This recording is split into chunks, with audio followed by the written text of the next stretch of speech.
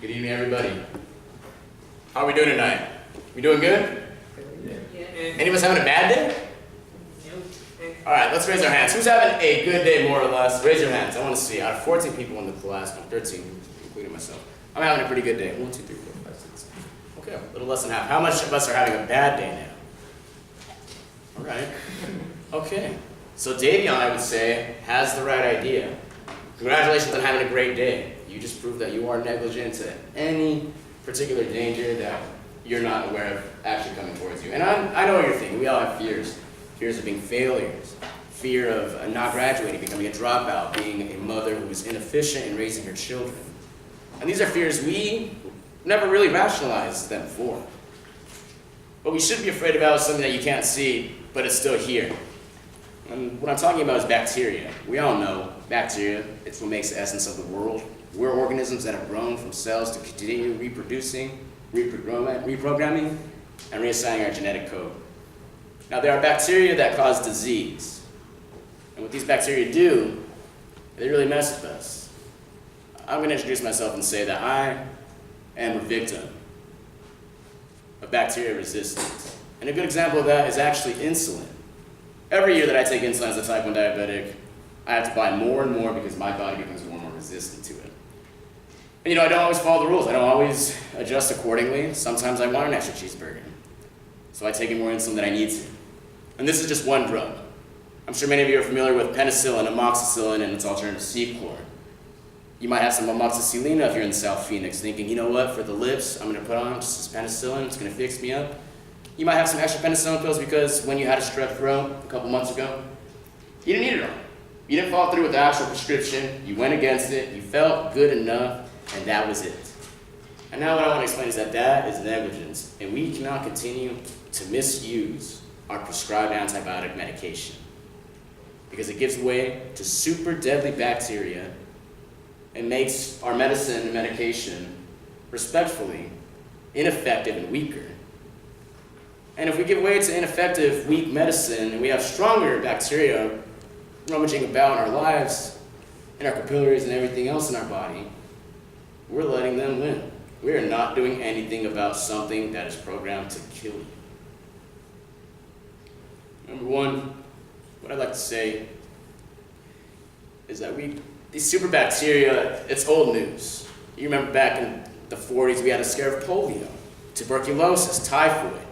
We eventually came up with vaccines. Heck, even malaria. Now the cure is gin and tonic. Good enough, And the thing is, the bacteria gets stronger. Now, it's not necessarily the same disease, it's just a stronger form of it. You've heard it every year, get your flu shot. You need to fight the common cold or the flu, but why every year if it's not working? Because the virus, the bacteria, is adapting. So you're aware that the bacteria is alive, it's resistant, and it has no reason to necessarily stop growing if we have nothing to kill it with. Go ahead and take your penicillin. I actually was born allergic to penicillin. Recently went to the doctor. And I was definitely allergic to penicillin. And I'm telling you, now, it does nothing for me. Definitely need water. And I tested this 3 times. Had objective data to find and corroborate that I'm not allergic to penicillin in this sense. So I could get syphilis and have the cure. Thank goodness for me. But the point is, misusing these antibiotics is still part of the problem. You feel good enough and you throw it out, you give it away, you're not following these directions, and when you don't follow these directions with antibiotics, the things meant to be killed by them only get stronger. They're still multiplying. And they are killing us effectively, much more quicker in hospital settings, in little settings where there's elementary school children, and we have nothing to really fight them. On that note, when we give way to abusing and neglecting our medication, what we do, we give way for epidemics and pandemics. And when that happens, it's no longer an economic problem, it's not a financial problem, it's a matter of literally survival of the fittest. You are going to die because you are not doing anything about it. So in regards, what do we do with these bacteria? What can we do to prevent them? They're horrible, they're super resistant, they're only getting stronger. We have to continue washing our hands, sneezing in our arms like a vampire, call in sick one day. Heck, I don't know how sick you're gonna be. Have a sick day, even if you don't feel that sick. Take care of yourself. The basics that we neglect, as in following directions on your medication capsule. You follow that direction. If it's not prescribed to you, do not take it. Being aware of any possible epidemics and pandemics, guys, if it's coming, it's coming. There's nothing we can do at this point. Be prepared. Be aware.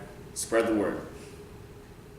Now I introduce you guys as a victim, and I just want to say, I'd actually introduce myself truthfully. My name is Nicholas Castro, and I'm not a victim. I'm a hero, and I'm going to survive any small molecular deficiency that could take me, you, or the entire world down. Thank you, guys.